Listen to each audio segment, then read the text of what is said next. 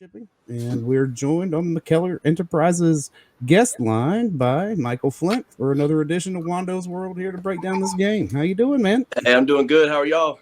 Doing well. Doing well, man. Yeah, Big week. always is for Georgia. Your memories playing in this game. It's always early in the year most of the time. I kind of went down memory lane and just remembered how many hard-hitting – like you turned on South Carolina, Georgia in the mid-2000s to the late 2000s, and you knew you were going to get a game, and you knew you were going to get like a physical SEC football game. It almost was SEC football at its finest, but you were right there, so your memories. Yeah, I mean, it's always a tough physical game. I thought it was funny. Coach Spurrier always said we like playing Georgia early in the year because you could bet on them having a couple of their big-time guys suspended from the offseason. But I mean, we played Georgia, tough while I was there. I remember my sophomore year being up, I think 16-0, I believe, and then coming back and ended up winning. And Thomas Davis was a guy that would knock your block off. I mean, Jesus. Trying to block him was difficult. Not gonna say he slung me around too bad, but I'll leave it there. But he was like a man out there. I mean, played in the NFL for a long time as a linebacker, but was playing safety at Georgia. So you could see the type of athleticism those guys have. But it's always going to be a tough physical game. You got to be able to run the football. Home field advantage really is a big thing in this game, and you see. How different the games have been in Georgia or in Athens versus in Columbia with that home field advantage. So it's going to be a tough physical game. It was always a fun game to play in because you knew it was going to be tough. So I always enjoyed playing at Georgia or home. The environment over there is impressive. But it kind of helps get you excited for it as well, being in that kind of environment. So Georgia's going to come in here, #1 team in the nation, and see what's going to happen. Yeah. Like, I've told all week. I think, when you go back, like I said, the history of this series, when South Carolina's matched their physicality and toughness in games, no matter what, I think, it's 22 years since they played in 2000. So I looked at the last 22 years. All 22 of those Georgia teams probably top to bottom had more talent. In other words, like more future NFL players, more blue chip recruits than South Carolina. But the years Carolina has played them close or it's been a good game or the Gamecocks have won, Carolina's matched their physical play, and the games where Carolina has not been able to do that or they've gotten overwhelmed, they've usually been Georgia blowouts, right? And so I think that's important is to, and I know it was a tough physical game in Arkansas. Carolina couldn't really match what the Arkansas offense was doing physicality wise, but it's a different scheme this weekend, different group of guys, different game, different week. And I think that's very important if Carolina's going to hang in on Saturday. Yeah, no, I think from a physicality standpoint, I mean, the SEC, it's every game. You got to, like I've said before, you got to win in the trenches. And I think defensively, especially in the Arkansas game, our guys, we played tough. We were put in tough down and distance type situations. Yeah. Missed tackles on first down that gave them second medium, second short. Our two interior guys played pretty well up front.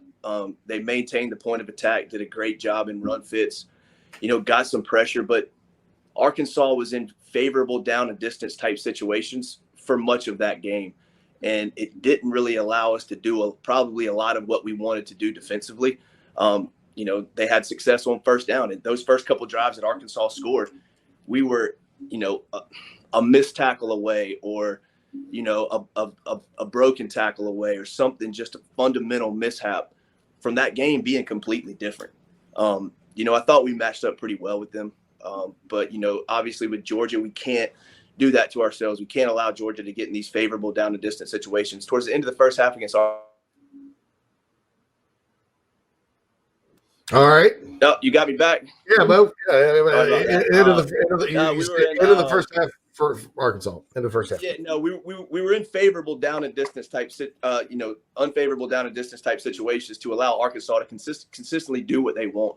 And really it kind of hindered what we wanted to do defensively. Towards the end of the first half, we were able to kind of, I say, pin our ears back and rush the passer, to really, Jordan Strawn had some really nice pass rush, towards the end of that first half. And when you made Arkansas throw the ball, you could see kind of where they were a little bit, susceptible or, had some weakness. So for us this coming week, it's really having success on first down, putting Georgia into obvious, types of passing situations, or, making them more predictable on offense to really allow our defense to be more creative and not as predictable.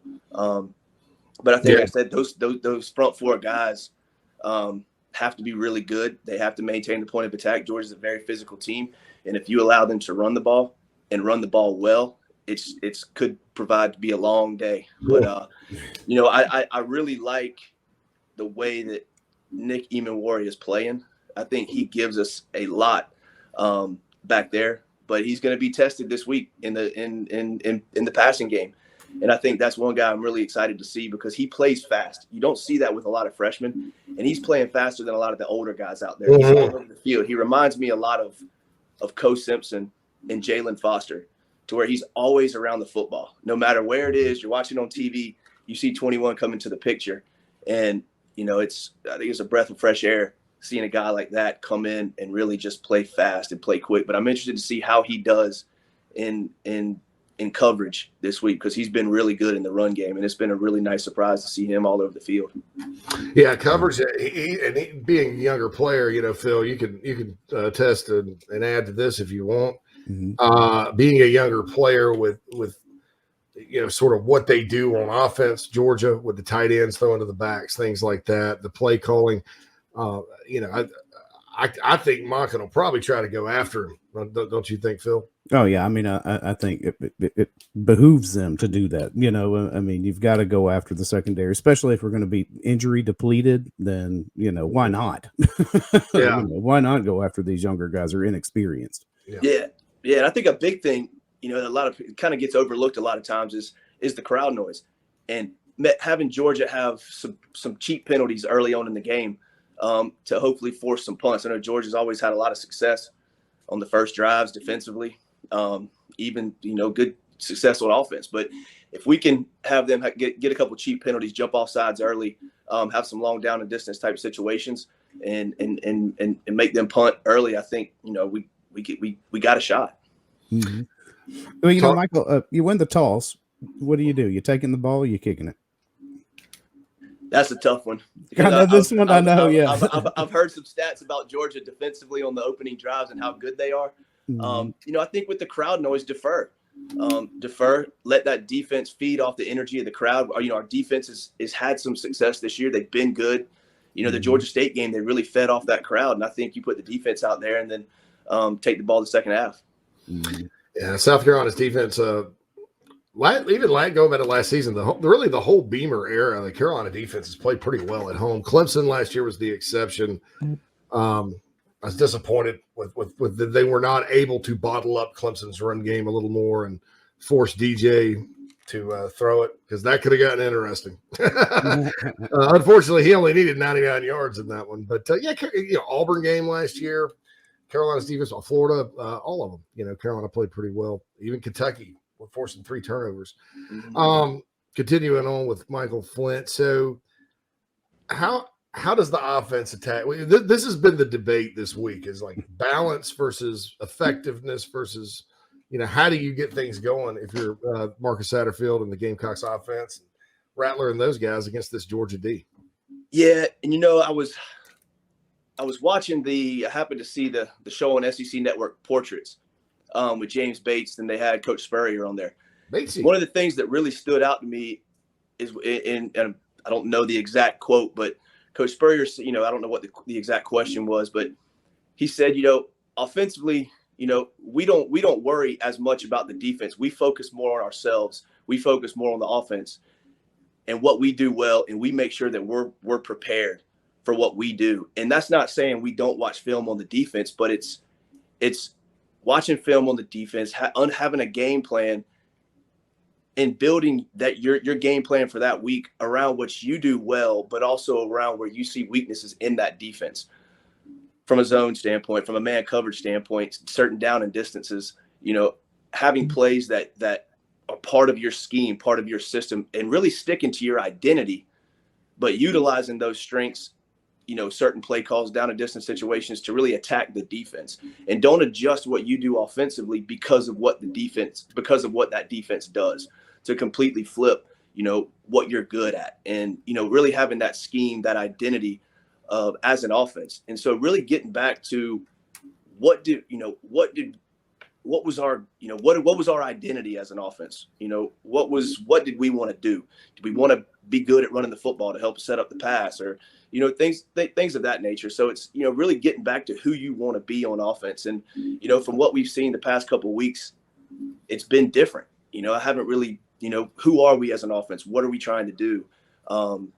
And really Coach Satterfield getting back to not reacting to what the defense is going to do, but do what you do offensively and what you want to do well and what you can do well. Attack weaknesses in the defense, attack weaknesses in personnel, whether it's in zone or man coverage. Coach Spurrier had such a good way of attacking certain holes in a defense, not with the same play every time, but you have different ways to get guys to different places on the field for the quarterback's drop to really match up with the receiver's route, and, attacking those weaknesses in those holes, but, also in those certain down and distance situations when a defense is more likely to be in this front or this coverage, and really being good at that. So, it's tough. From an offensive standpoint, I thought we had some good play calls against Arkansas. I think one of the things that, and I go back to, it's the little things that I see. And, one of the things I recall from the Arkansas game was, we're down in the red zone, and it was the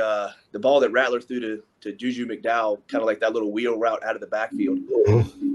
I think the intent of that play was to be a rub route, but Jalen Brooks wasn't within, 2 yards of Drew Sanders. And all he had to do is, Jalen Brooks comes off the line and he aims at that inside shoulder of Drew Sanders, wherever he is. And Drew Sanders runs into that defensive back, because they were in a man-to-man type situation. So that defensive back is following Jalen Brooks, and Drew Sanders is looking at Juju McDowell coming out, running to the sideline, and does not necessarily see that corner. And that corner's following Jalen Brooks and the quarterback. So, that's a little thing that Juju catches that ball or makes Drew Sanders run more of a rounded over top of the corner.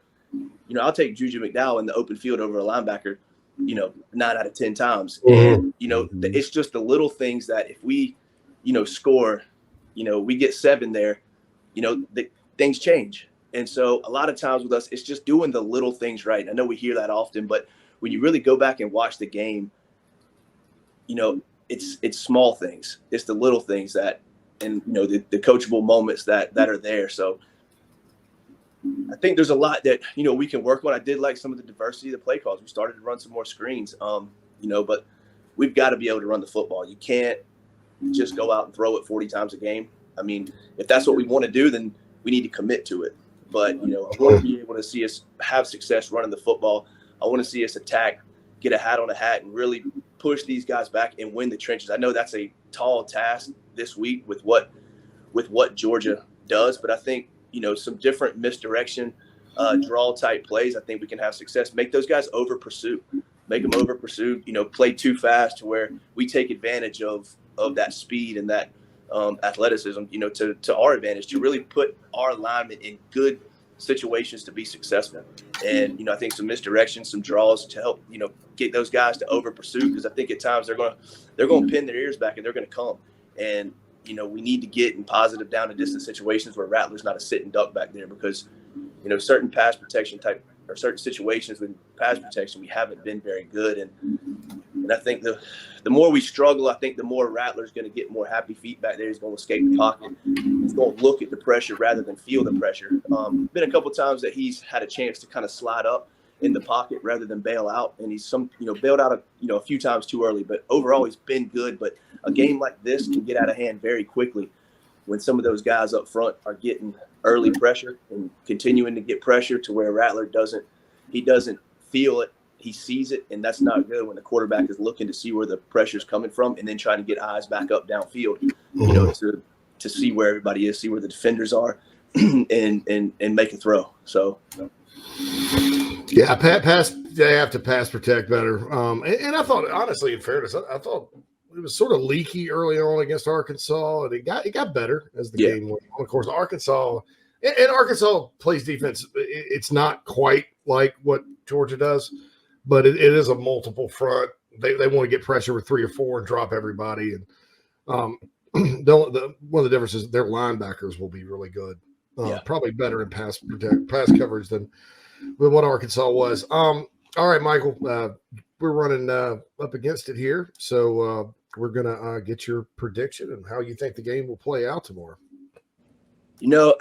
This is tough because I think we've offensively we've seen 2 different styles of play, and really not knowing what the identity of this team is, what we want to be. I think defensively, losing some of the guys that we have, it hurts. But like you say, next man up. Really going to see what some of these young guys are about. I think Gilbert Edmond is a guy that I've seen that's really made a lot of positive strides, and coming out of high school was a really good athlete and has done the job in the weight room. So it's his kind of his time to shine, and see what he's able to do.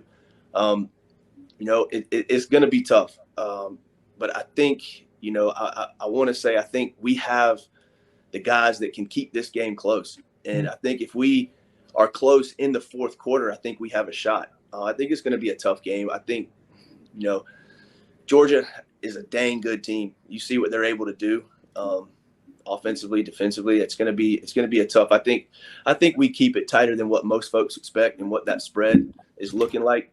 But, I think at the end of the day, I think Georgia's just bigger, faster, stronger, and more talented than our guys. And I think it's going to probably be like a 42-21, 42-24 type game. And I think Georgia ends up pulling away in the second half. Yeah, that's a lot of people have had that prediction and stuff. Kind of like 2018, they pulled away. It was 3 touchdowns late. I hope it doesn't unfold like that, because that was a game I thought Carolina comes out the second half with a shot to get back in. It just folds. Yeah. And that I think at that point we should have known that 2018 defense wasn't going to be all that great. But so we'll see kind of what happens with that. Well, Michael, you had to Columbia. Go ahead. Yeah. Sorry, go ahead. I was going to say that, another thing I want to see is, how we try to block these guys up front. I mean, I see us playing on our, we've been on our heels a lot, not getting a lot of push, and to see if we try to mix things up and try to be more attacking than blocking horizontally like we have been in the past. Because if you try to do that against Georgia, you're going to see guys on their butts often. Mm-hmm. Attacking horizontally, I just don't. I'm like, that's when I read up on the Rams offense, since that's what everybody was saying this summer. That's the one thing concerned me. What concerned me was they do a whole lot of horizontal type blocking stuff, and I think you can do that in the NFL, but in college ball where you're facing talent deficiencies, it takes a special athlete. Yeah, it gets dangerous. So I'd like to see him just line up and run it right at him. Put your hand in the dirt, line up in the 3-point stance, and go attack. Yeah, get it going. So that will be good. You heading to Columbia tomorrow? I sure am. Yeah, I sure am. Man, get there early, man. Have some kegs and eggs for me, man. Hey, better believe it. We're gonna need it. Hey, Mike, we'll talk to you next Friday, man. Hey guys, enjoyed it. Go Cox.